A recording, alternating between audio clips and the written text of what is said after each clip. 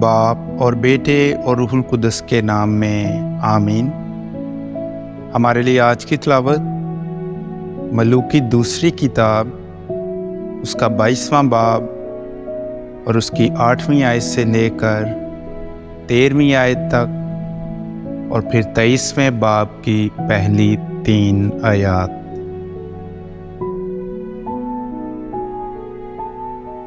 اور سردار کاہن ہلقیہ نے شافان کاتب سے کہا کہ میں نے خداوند کے گھر میں شریعت کی کتاب پائی ہے، اور ہلقیہ کاہن نے وہ کتاب شافان کو دی تو اس نے پڑھی۔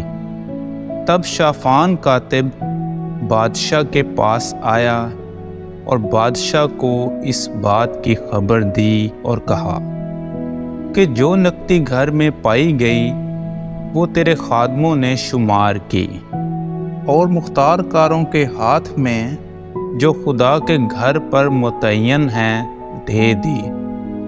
اور شافان کاتب نے بادشاہ کو خبر دے کر کہا کہ ہلقیہ کاہن نے مجھے ایک کتاب دی۔ اور شافان نے بادشاہ کے آگے پڑھی، اور جب بادشاہ نے شریعت کی کتاب کی باتیں سنی تو اپنے کپڑے پھاڑے۔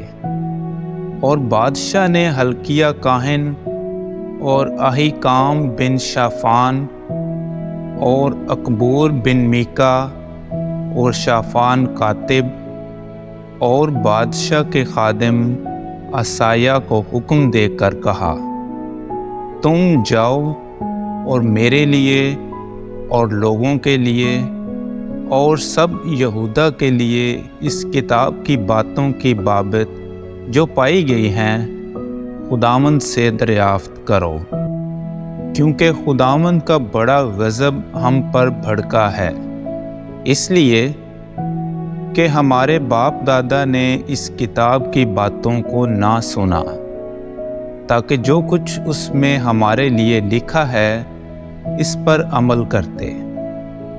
تب بادشاہ نے بلا بھیجا اور یہودا اور یروشلم کے سب بزرگ اس کے پاس جمع ہوئے، اور بادشاہ خداوند کے گھر میں گیا، اور یہودا کے سب آدمی اور یروشلم کے سب رہنے والے اور کاہن اور انبیاء اور سب لوگ کیا چھوٹے کیا بڑے اس کے ساتھ تھے۔ اور اس نے اس عہد کی کتاب کی سب باتیں جو خداوند کے گھر میں پائی گئی تھیں ان کے کانوں میں پڑھ کر سنائیں۔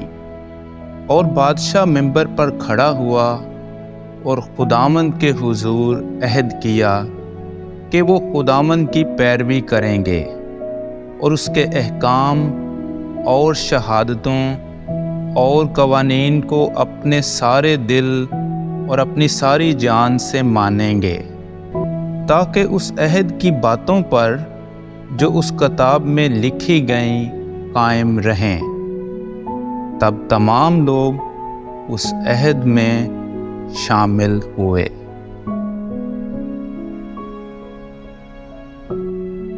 پاک کلام کے پڑھے اور سنے جانے پر خدا کی برکت ہو۔